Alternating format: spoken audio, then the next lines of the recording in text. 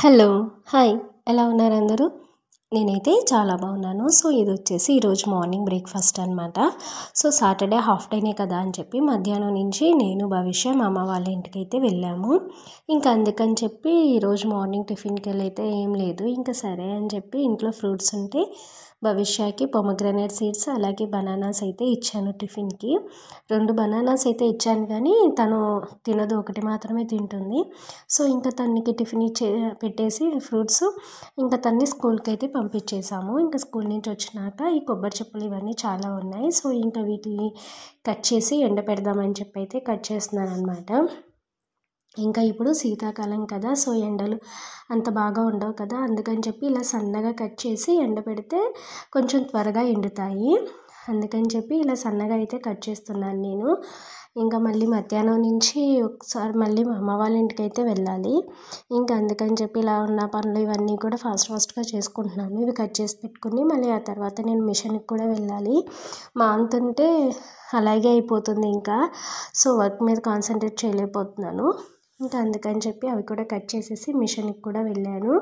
మిషన్కి వెళ్ళి ఇంకా ఈరోజు నాకు పంజాబీ డ్రెస్సెస్ మెడలు అనమాట, నెక్ డిజైన్స్ అవి చూపిస్తున్నారు మేడం. ఇంకా సో అవి కట్ చేసుకుని ఇంకా అవైతే కుట్టుకుంటున్నాను.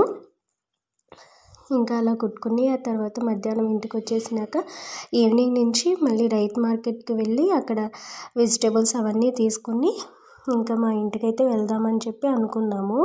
మళ్ళీ 4 కల్లా ఇంకో ఇక్కడికి వచ్చేసేయాలి, మళ్ళీ భవిష్యాన్ని తీసుకోవాలి కదా. సో అందుకని చెప్పి అనమాట. ఇంకా వెళ్ళి మేము వెజిటేబుల్స్ అవి తీసుకొచ్చుకున్నాము. అవి గాజర్ అంట, అంటే క్యారెటే కానీ ఇది గాజర్ చాలా స్వీట్గా ఉంటాయంట. వీటితో క్యారెట్ హల్వా అవి చేస్తారు. నేనైతే ఫస్ట్ టైం చూశాను కానీ ఎప్పుడు తెచ్చుకోలేదు. సో ఇంకా మా వారైతే తీసుకున్నారు, అవి చాలా బాగుంటాయి అని చెప్పి. ఇంకా వాటితో పాటే మామూలు క్యారెట్స్ ఉంటాయి కదా, సో అవి బీట్రూట్, టొమాటో, దోసకాయ ఇవన్నీ కూడా వెజిటేబుల్స్ తెచ్చుకున్నాము. ఇది నాటు టమాటా అండి, టేస్ట్ చాలా బాగుంటుంది. ఇప్పుడు కనీసం మేము ఈ 1 వీక్లో ఒక 5-6 కేజెస్ వరకు నాటు టమాటా అయితే వాడాము. చాలా బాగుంటాయి అవి, టేస్ట్ కూడా. అసలు నాకు మామూలుగా టమాటా కర్రీ అంటే చాలా ఇష్టం, అందులో నేను నాటు టమాటా అంటే అసలు నాకు చాలా ఇష్టం. భవిష్యత్తు కూడా టమాటా కర్రీ బాగా తింటుంది. మళ్ళీ ఈ 2-3 మంత్సే వస్తాయి ఈ నాటు టమాటా, తర్వాత రాదు. ఇంకా చిత్తూరు టమాటా వస్తాయి, అవి అంత టేస్ట్ బాగోవు. ఇందులో కనుక ఎండి చేప ఇటువంటివి వేసుకుంటే ఇంకా టేస్ట్ ఇంకా ఎన్హాన్స్ అవుతుంది, ఇంకా చాలా బాగుంటాయి. ఇంకా మళ్ళీ వెజిటేబుల్స్ అన్నీ ఎక్కడెక్కడ సర్దేసుకున్నాం అనమాట.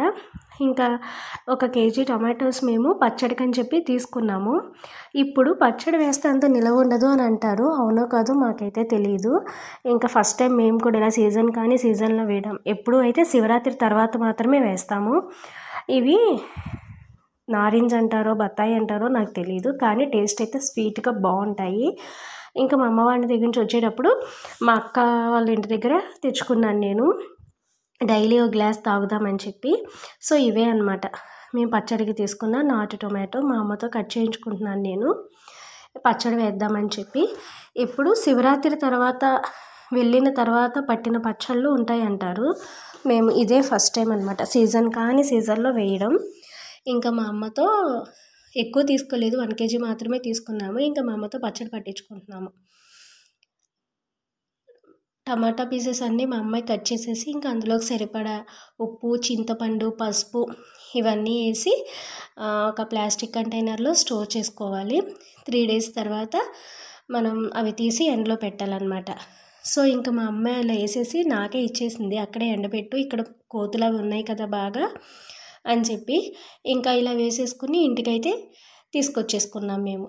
సో మా ఇంటికి వెళ్ళిన పర్పస్ ఇదనమాట, టమాటా పచ్చడి వేయించుకోవడానికి వెళ్ళాం మా ఇంటికి.